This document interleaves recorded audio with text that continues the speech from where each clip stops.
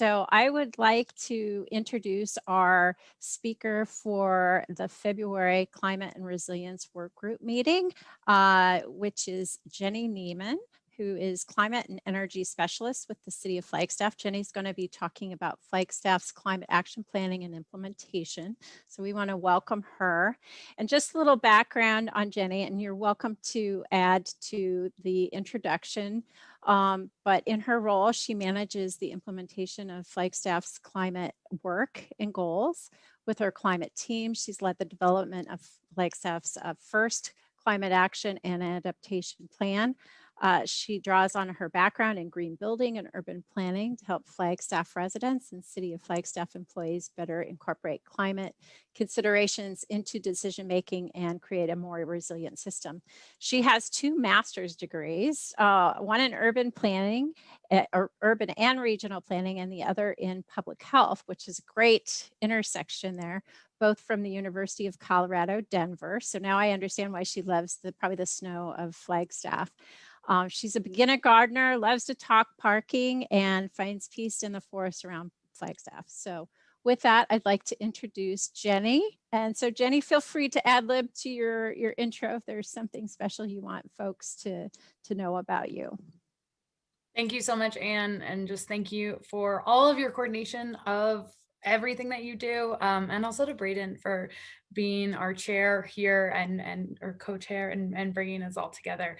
Anne gave me way more of a bio than I think I probably deserve, but I will say I've been with the city for the last 4 years. I work with, I believe all of you, or many of you know Nicole Antonopoulos really well. We're kind of a tag team on climate issues these days. We also have, after the passage of our first climate plan, a couple other folks within our office that work specifically on climate as well, in addition to folks in our office that do community stewards, recycling, food, etc. So that's kind of our office up in Flagstaff. We have been around since 2007, when Nicole actually came on board as our first sustainability staff person. So that's kind of just the background. I know that Nicole actually presented to this group as well as some folks from other cities in Arizona this fall. And so what you'll see, I'm trying to do something a little bit different today. Braden and I talked a lot about let's really get down into it, right? And so we're really trying to get down to how does this actually work? And so I put some time into what's, we have our standard climate plan talk, and that is and the recording is actually, I believe, online, and I would really, recommend getting into, or at least Nicole's presentation. That is really the basics of our climate plan that we passed in 2018. That is kind of our foundational document for climate action in Flagstaff. It was our first climate plan in Flagstaff. We had done a lot of base building to get there, and it was also the first community-based plan, right, for the entire community in Arizona, I believe, or at least Braden tells me that to make me feel good. So I am really excited today to go a little bit beyond that and to really talk about kind of policy windows and how things work together within the climate plan. So I will, please feel free to ask questions throughout. I have absolutely no problem stopping, and give me 1 second and let me share my screen here, and then we can actually get started. But thank you all so much for being here today and for just giving time to this conversation. I am excited. I'm excited for this whole group. So again, please do not hesitate. I'm going to also make sure I can see the chat. And Braden or Anne, I actually might ask you to, if there's a question that comes up that feels right, to just stop me. Feel free. If it feels right, I'll try and keep an eye on it too. But if for some reason I can't juggle all these things at once. Sure. No problem. Okay, perfect. That sounds great. Then I will not pay attention to that at all. So again, today we're going to do it a little bit differently than normal, but I really want to focus on our kind of planning progression, as well as, if we have time and depending on how that conversation goes about our planning progression, I want to talk about our carbon neutrality work. We've been having some really interesting conversations in Flagstaff about how do we actually get to carbon neutrality? It is a challenging thing. It is a tough goal. I'll talk about that in both sections here, but we can kind of split this up. If we have time at the end too, we are also doing an online open house at the moment where we have 20 something videos from community members talking about carbon neutrality. So I'm excited to share that with y'all if we have time, and if not, we can send it out in a link afterwards. But again, I am the climate and energy specialist at the city, and I'm really excited to talk to y'all today. So as I said before, kind of the basics are climate work on paper. Sustainability action started in Flagstaff. You could say it's been going on for decades. And again, I've only been at the city for 4 years. There has been work for so long within both the city as well as before we even had a sustainability section, right? On different elements and what you could call climate action. And I just want to encourage all of you. I'm sure all of your cities could say the same thing, right? We often call it different things. It comes out in different forms. And that's kind of what I'm going to be talking about today is, you could have a climate plan and it's really helpful, but there's also a lot of other ways that climate action actually happens. So in 2018, as I said, we adopted the Flagstaff CAP. I will refer to it as the CAP. It is CAAP. We don't say CAP, but whenever I refer to the CAP, that's really our 2018 document. And then 2020, what we are working on now and going into 2021 is a climate emergency. And so, but this is really on paper, kind of the bounds of our major actions and what we have seen. So I'm going to talk a little bit first about kind of what I was saying about things you do before a climate plan. We joined the Mayor's Climate Protection Agreement. We did energy efficiency programming, since basically 2007. We did some really impactful things that were really getting emissions down in our community. We did a resilience and preparedness study, right? Sometimes depending on where your council's at, it might make more sense for you to talk about resilience and preparedness than it does climate change, right? That is also maybe more of a relic of 10 years ago, right? And we don't need to kind of sidestep with different language now. I think, politics are really different now and climate change is very much here. But, a resilience and preparedness study is good regardless of where you are. And then greenhouse gas inventories. And that is in a conversation right when we were starting, right? That's kind of a base building thing to just understand where you're at. Those were kind of things that we had been doing since the beginning of, or Nicole's work really, and the start of Flagstaff's office. This scale is bad. So the scale on the bottom is not in any way meant to be indicative of, how time works, but you'll see why I'm using it in a second. But I want to just kind of say that base work, kind of base building climate work is really, really important. That sort of laid the foundation for what we are doing today. So now then we have 2018, the Flagstaff climate plan. And again, please stop me anywhere. I'm going to actually spend a lot of time with these weird graphics because it was frankly helpful for me to even write this down. But the 2018 climate plan, that happened. We started writing it in 2017 after we had a pretty major shift on council. And some folks on council had wanted this for a long time and they finally said, yes, this is time. We took about 1.5 years to write it. We talked to the community a lot. Again, Nicole's presentation from that fall, we'll talk a lot about that. It really laid out kind of our 3 main goals. And those are mitigation, adaptation, and equity. Those I have yet to see, well, that's not true. Most cities, when they talk about climate action work, right, when they talk about climate plan, are talking about these 3 core aspects of climate work. Mitigation is the number one, right? It is where we focus most of our time on, right? It's where some plans just do mitigation, right? They just speak about mitigation, which is reducing emissions, right? How do we reduce our greenhouse gas emissions? It is what most people think about. Our community really wanted us to talk about adaptation too. It's obviously really important as well throughout Arizona for different reasons, right? For us, it looks a little bit more like wildfires and changing snowpack. For the valley cities, it's obviously about heat and what that looks like, urban heat islands, et cetera. Equity is really important and needs to be integrated into both, but these are kind of the 3 core components of what that climate action plan said. After, so we passed that climate plan in 2018, and then starting last fall, so about 18 months ago, let's say, 14, 15 months ago, maybe, the Flagstaff community said, we need to do more and we need to move more quickly. And so they started to gather signatures for a petition requesting that council declare a climate emergency declaration. The reason for this, and this kind of goes back actually to our first plan, when we passed our first climate plan, right the month before that, the UN came out with what's called the gap report that basically said, like, you all were trying to keep emissions to 2 degrees Celsius of warming, essentially, and 80 by 50 goals, the Paris climate agreement, is all around that 2 degrees. They came back and they said we need to keep it to 1.5 degrees, right? So that came out, and our community said, yeah, Flagstaff, you need to do that. And so they said, we know you have a climate plan, but that's not good enough. And you need to move faster. You need to move more aggressively, and you need to set a carbon neutrality goal by 2030. So that is what this looks like here. This was our city council meeting in January of 2020. So pre-COVID restrictions, when we could have hundreds of people in the council chambers.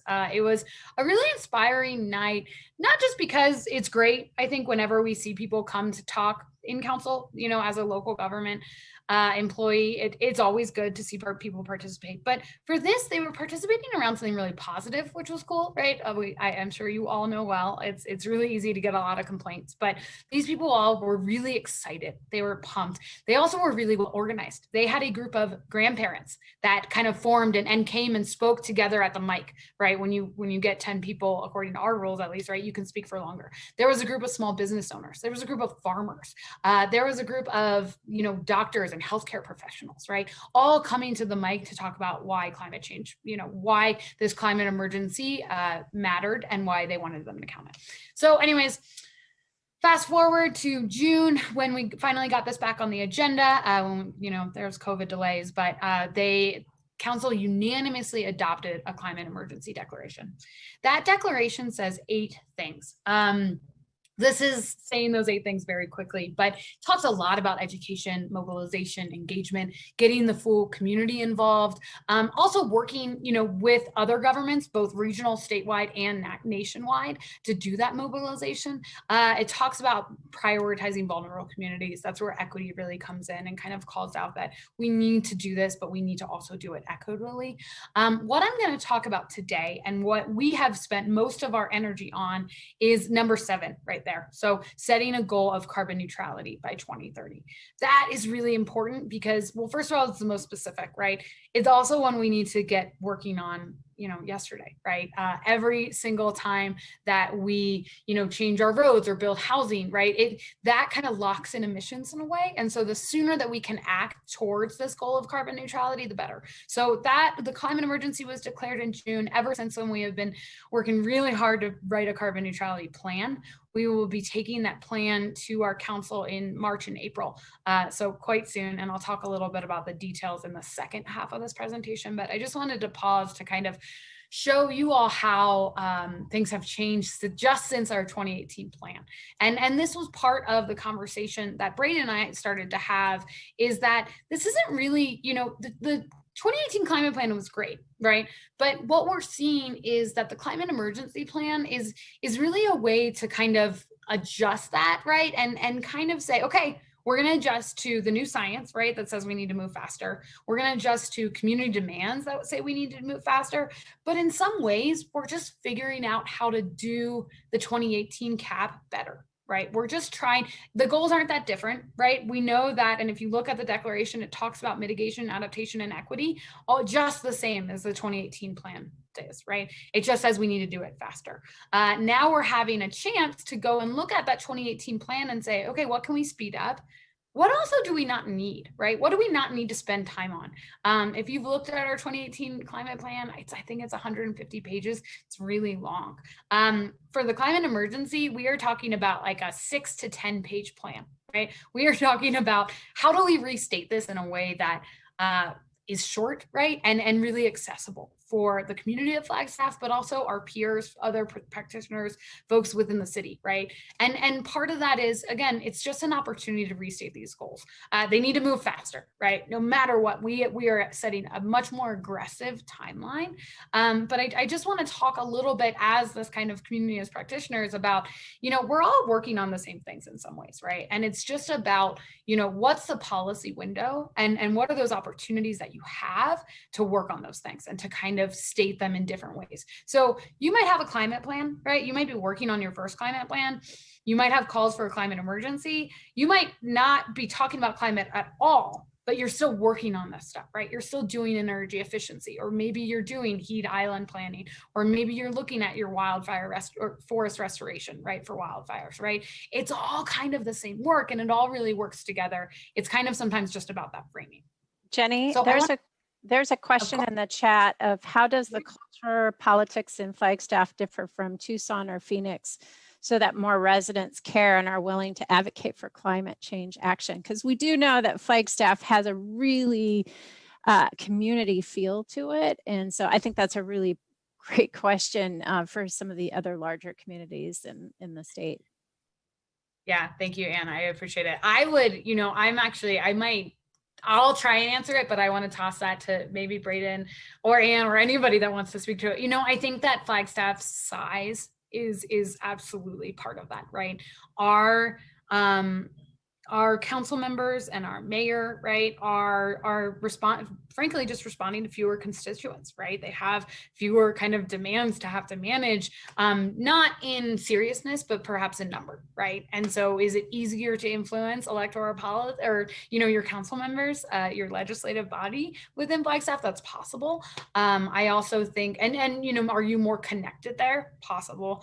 I would, venture to say that perhaps the politics aren't that different, right, than maybe a Tempe, right? And I would also say that, Tempe is doing things that I couldn't dream of, right, from a parking standpoint and a light rail standpoint and a transportation standpoint, right? And so I think that this happened probably because of that, because of Flagstaff's politics in a way that allow citizens to come, a couple hundred community members to come, but I'd venture that the organization of this group was probably what made it happen, right, as opposed to the numbers, if that makes sense. But if anyone else wants to venture a guess towards that, feel free.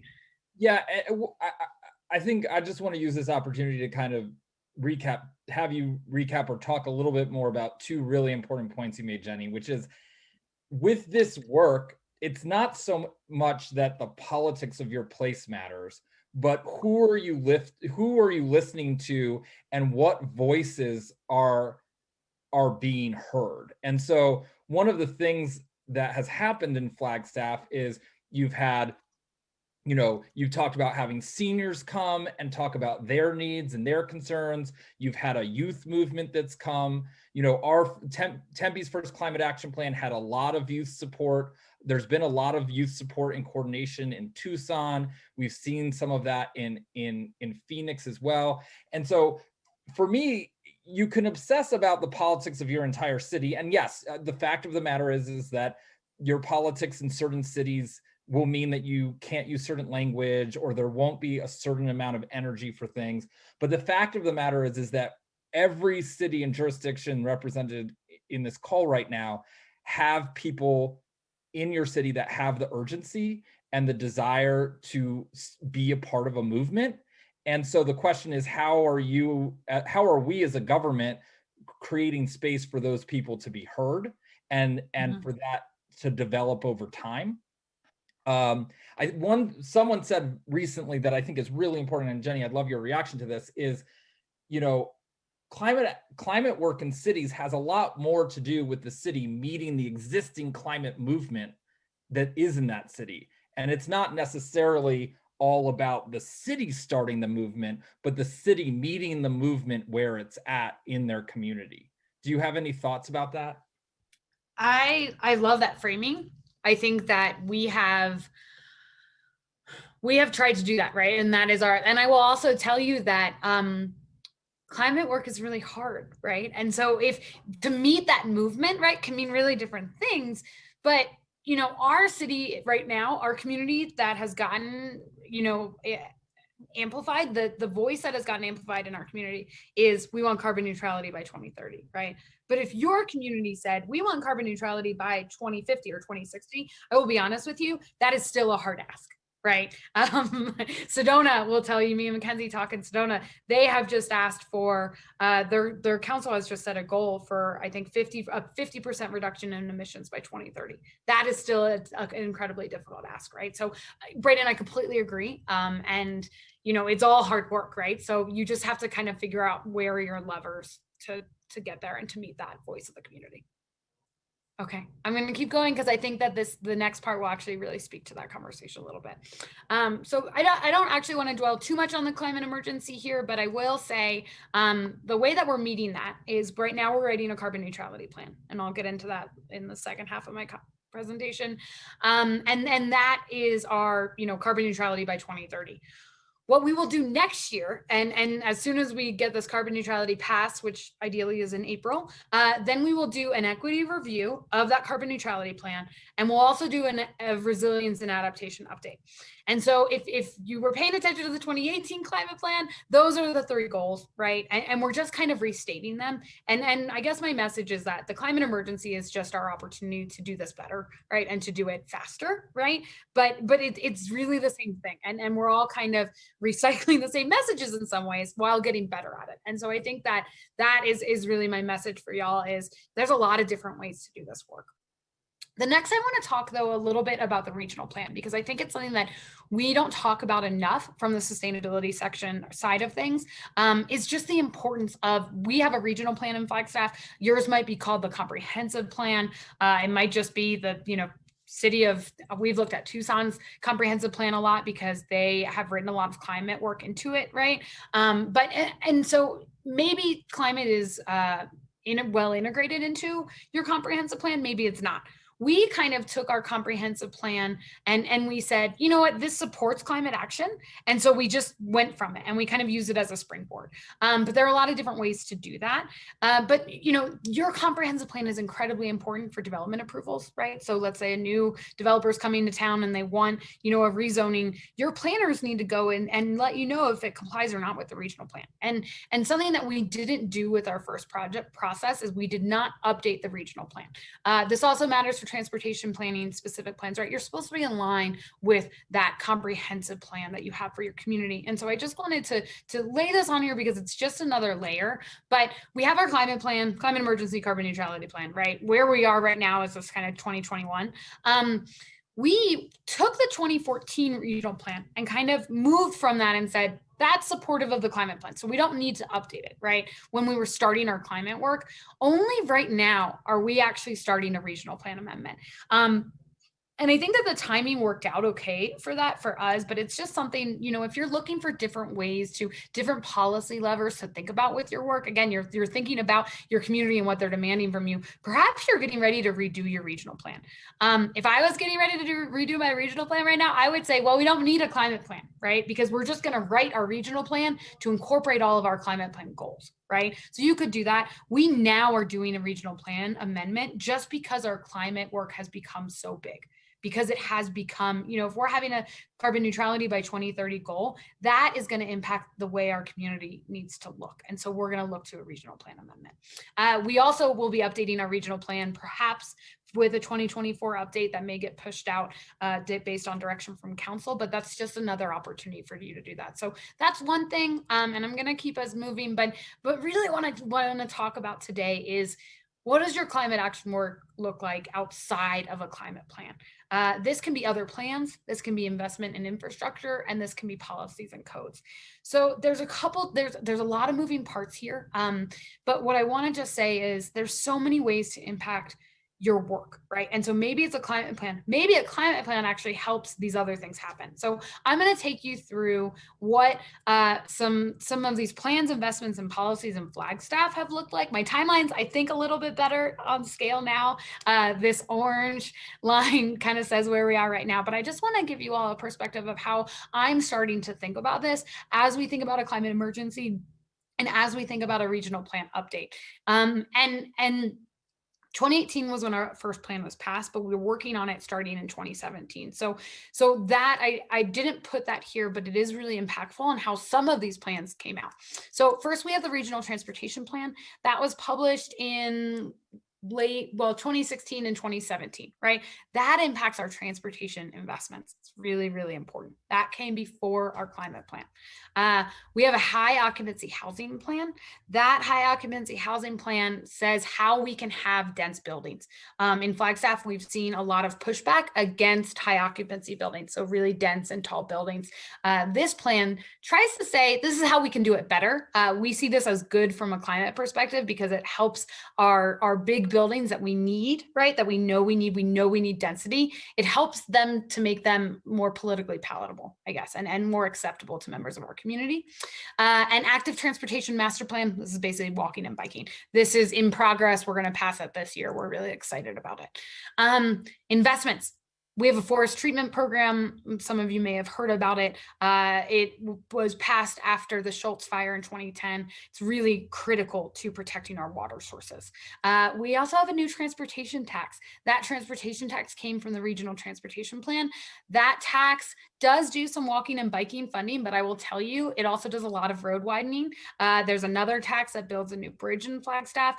Those things are going to probably increase driving in Flagstaff. So they're kind of working against us. They were passed pretty much like 2 weeks after the climate plan was passed, right? And that was passed by our voters, right? And so how do we work with that? And how do we think about what's now kind of baked into our policies and in our investments? That transportation tax, I think, is a 20-year tax. And so, you know, how did we have conversations with the public, right, prior to the climate plan passing? And what do we do now, right? Now that we have a carbon neutrality goal, how do we think about that in the context of this tax and the investments that it has sort of baked in? And then street standard revisions. We haven't gotten there, but we're hoping to, right? That will also change, you know, how our community works, how we travel, et cetera. And then policies. So NAU campus parking fees, I tell everyone that will hear it that they might be the best climate action in Flagstaff. Costs like $500 to park your car right on campus in Flagstaff. Flagstaff's not a huge place, so there are a lot of good options for taking the bus, walking, and biking to campus, and people actually use those options because it hits them in their pocketbook, right? So those, I actually have no idea when they got implemented, and this is all pretty fuzzy in terms of dates, but I just really wanted to show, you know, this has nothing to do with the city. I don't think the city was involved in NAU campus parking fees. I'm not sure we would have agreed with it back then, right? Because people complain about it a lot, right? Because it's expensive to drive your car. But they do so much in terms of changing our transportation infrastructure in Flagstaff. Another policy, 2018 building codes. These actually were adopted in 2019. Flagstaff had pretty outdated codes. We were able to update them. We also added in some kind of, you know, above the base codes where for solar readiness and electric vehicle readiness, right? And so we were able to say, you know, we baked those into those codes as well. Those are really exciting. But honestly, we need another building code update. We're going to need to get to net zero buildings really quickly, right? If we have a carbon neutrality goal. And so I know that this is a lot, and I'm like, I'm hoping not everyone is terrified by this, but I'm guessing that you could right now sit down and think about plans, investments, and policies in your city and think about how those are helping or hurting towards your climate goals, right? Or where you think your city is heading on climate goals, or what your community is asking for. And so while our community declared, and I think it relates to what Braden was saying before and the question that Anne read for us, we got a climate emergency declared and we have a carbon neutrality goal. I will tell you that all of these things are having a bigger impact right now on our carbon emissions than any goal that has been set so far, right? And we're working on our climate plan, but that climate plan is going to talk about all of these things, right? It's going to say, you know what? Our transportation investments are what is going to make or break our success here, right? Our building codes, right? And then the existing building stock in Flagstaff, right? Which is not super efficient. That is going to make or break our success here. And so I want to just pause here and see if there's any questions or feedback or reflections. Again, this is not a way I've presented things in the past. I told you we were trying to do something different, but I'd love to hear if anybody has any thoughts here. We do have a couple of comments in the chat. I believe it's Ashley Healthcare Studio mentions check out the zero code from Architecture 2030. And then Ching-Wen with ASU says, what are the pros and cons for having climate change agenda being embedded or addressed in each plan? versus having plans specific to climate change action, mitigation, adaptation? That's a great question. And it's one we go back to all the time. I will say that because we had a climate plan, that allowed the high occupancy housing plan it gave it more support, right? It allowed us to pass the 2018 building codes. I'm not sure we would have passed as aggressive of a plan of a code update if we didn't have the cap and the active transportation master plan. And so again, that kind of happened here in 2018, and it set the tone for going forward, right? At the same time, it doesn't impact a lot of things, right? So it's really just about the ecosystem of how your city works, right? And, are the folks writing your stormwater plan paying attention to the fact that you've just passed a climate plan, right? That's the question I think that you need to ask. If you just put it into the regional plan, will then people pay attention and start to embed it? There's a lot of different ways to do this, and I think it really depends on your individual city. I will tell you, having a plan document was incredibly important for us, and especially because it was the first, right? And it allowed us to say, these are our goals. Everybody needs to pay attention, right? We have learned that plan document can be a lot shorter and that it can talk about broad concepts. Braden, I would volunteer the Tempe plan as an example of that, of a plan that's, kind of talks about the concepts and really says, this is what's really important. I think that actually, captures people's attention a little bit better. Great. And Robert Vandenacker has asked, how do you put values on activities and how do you show or measure success? Such a good question. So we are working on that right now, right? And so that for me comes out and it's hard too, right? I will tell you, with every one of these plans, I'm sure everyone in the city, right, that has different goals would like to tweak it in some way or another, right? And maybe the stormwater folks wanted more from our high occupancy housing plan, right? And I might have wanted more from a climate perspective. So it's really hard to say like, well, it's a good plan or a bad plan. And I know that this is really simplistic. What we have really tried to think about is, how do we communicate with council who's making these decisions? How the different decisions that they make help or hurt you on climate, right? And that's really tough because we are not everywhere, right? And so that goes back to the conversation about, and I forgot to make a slide on this, but it's probably the most important thing, is investing in conversations with your staff, right? And with your leadership within the city, if they're county that you're working in, right? Because that opens up conversations, right? That allows everyone to be on the same page. And so it allows, we have folks who, let's say, our bike ped folks, right, are in our transportation department. We don't need to kind of all be like, hey, don't forget our climate goals. Don't forget our climate goals, right? Because they're the same, right? We need to increase biking and walking by a whole lot to meet our climate goals. Luckily, the active transportation plan talks about that. So I don't really have an answer there, but it's incredibly important to think about how are decisions getting made, and how are you helping those decision makers to think about climate in the context of that. Great. And we have a couple of comments in the chat, but if you want to keep going, I'm going to let you go until 1:50. Okay. Great. And thank you so much for all of these comments. I'm starting to open them up now. And yeah, absolutely, Anthony. We have, looked to your work for sure, right? So cities have the power to adopt their own codes, right? And so it depends on kind of getting in your, sorry, I'll go back here, but it depends on, getting on the same page with your building code officials, right? But you can adopt your building code. We, for our 2025 building code update, are going to try and probably cut emissions from our buildings by 50%, right? That's an idea for how we get to our goals, right? And then we'll probably try and update our codes again by 2030, right? To say, you know what, we need net zero or net zero ready, new homes to be built in Flagstaff, right? Again, that's a really big ask, and we haven't gotten into the details of what that looks like, but we know to meet our carbon neutrality goal that's what it looks like.